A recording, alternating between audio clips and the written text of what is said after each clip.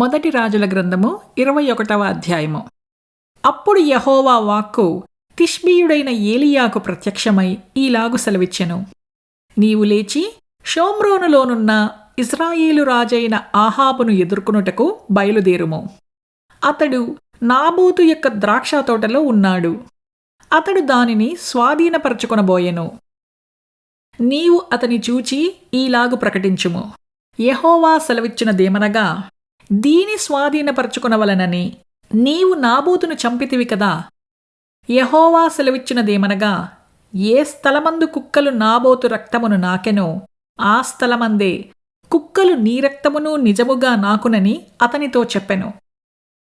అంతట ఆహాబు ఏలీయాను చూచి, నా పగవాడా, నీ చేతిలో నేను చిక్కబడితినా అని పలుకగా, ఏలీయా ఇట్లనెను, యెహోవా దృష్టికి కీడు చేయుటకు నిన్ను నీవే అమ్ముకొనియున్నావు కనుక నా చేతిలో నీవు చిక్కితివి.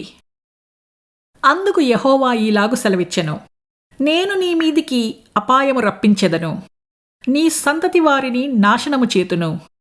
అల్పులేమి ఘనులేమి ఇశ్రాయేలు వారిలో ఆహాబు పక్షమున ఎవరునూ లేకుండా పురుషులనందరినీ నిర్మూలము చేతును. ఇశ్రాయేలు వారు పాపము చేయుటకు నీవు కారకుడవై నాకు కోపము పుట్టించితివి కనుక నెబాతు కుమారుడైన యరొబాము కుటుంబమునకును అహీయా కుమారుడైన బయేషా కుటుంబమునకును నేను చేసినట్లు నీ కుటుంబమునకును చేయుదునని యెహోవా సెలవిచ్చుచున్నాడు.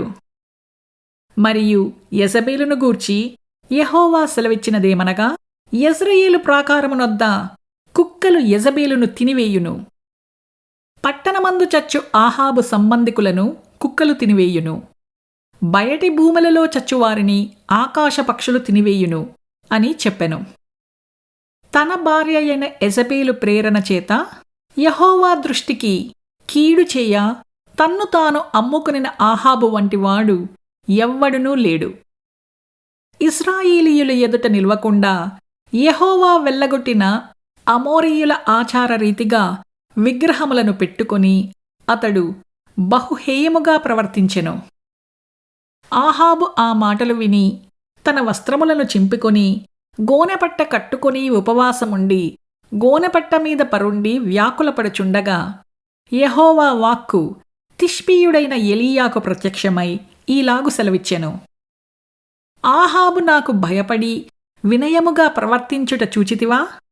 నాకు భయపడి అతడు వినయముగా ప్రవర్తించుట చేత ఆ అపాయము అతని కాలమందు సంభవింపకుండా ఆపి అతని కుమారుని కాలమునందు అతని కుటుంబీకుల మీదికి నేను దాని రప్పించెదను.